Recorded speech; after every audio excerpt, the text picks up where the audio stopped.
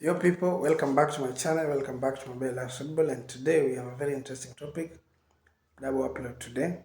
We're going to be talking about the top 5 managers in the history of the Premier League. And these are my top 5 managers in the history of the Premier League. I know this is a very contentious topic. It is a topic that is going to elicit a lot of reaction. It is a topic that is going to give me different answers. So that is what I like. I would like you people, if you have a different opinion from what I have, you put your opinion in the comment section below. Tell me your top 5 managers in the history of the Premier League. So this is my list, the top 5 managers in the history of the Premier League.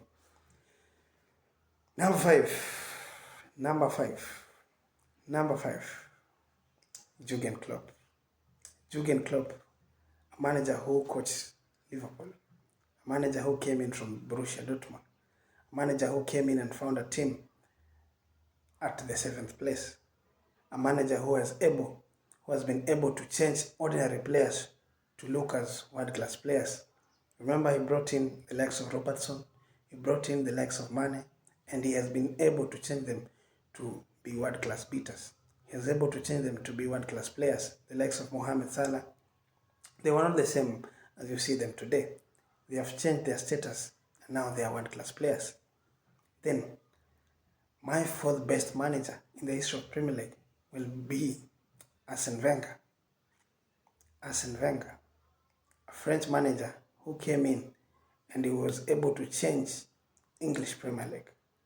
He made an impact in English Premier League. He was able to change the diet of English Premier League. He was able to raise very young players to be world-class players. You remember the likes of Fabregas? You remember the likes of Thierry Henry? He made them world-class players. He made young Thierry Henry to be one of the best strikers in the Premier League.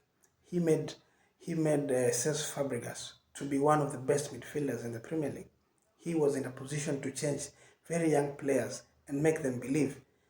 And especially here in Africa, we give him credit because he was in a position to raise some of the best players in Africa to be measured in the best positions in the world. Remember the likes of Emmanuel Adebayo. Remember the likes of Kolo Toure, the likes of Nwankwo Kanu.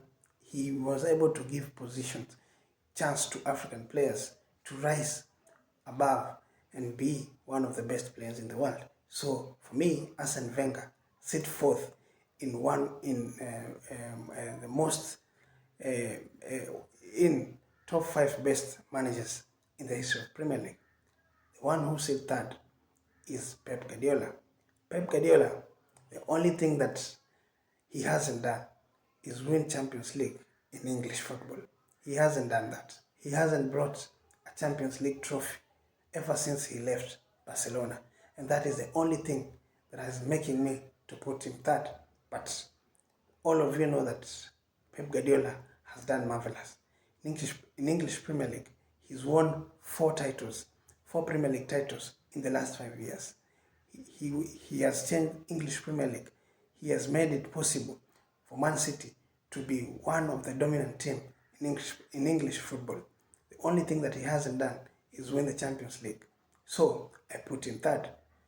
Second best manager in the history of Premier League, I'll put it to Jose Mourinho. Jose Mourinho is a manager.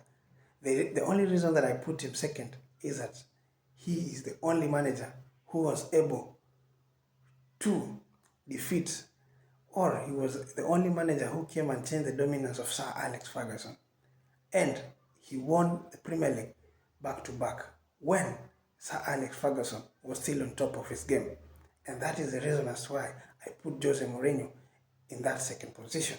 And the first manager, or the best manager in the history of Premier League, I'll put it to Sir Alex Ferguson. Sir Alex Ferguson has no match.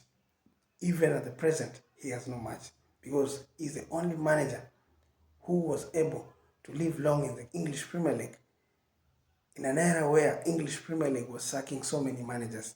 He is the only manager who was able to take Manchester United to greater heights, and he's the only manager to ever win a treble. Sir Alex Ferguson, there has never been a manager who has won a Champions League, a Premier League, and any other trophy in the English Premier League.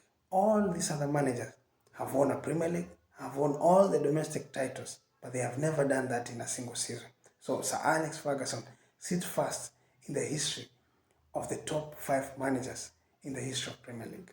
So that is my list. I would like you to give me your top 5 list of the top 5 managers who has ever coached in the history of the Premier League. Thank you so much for listening to me, and I hope you're going to give me the answers. Bye. Have a nice weekend.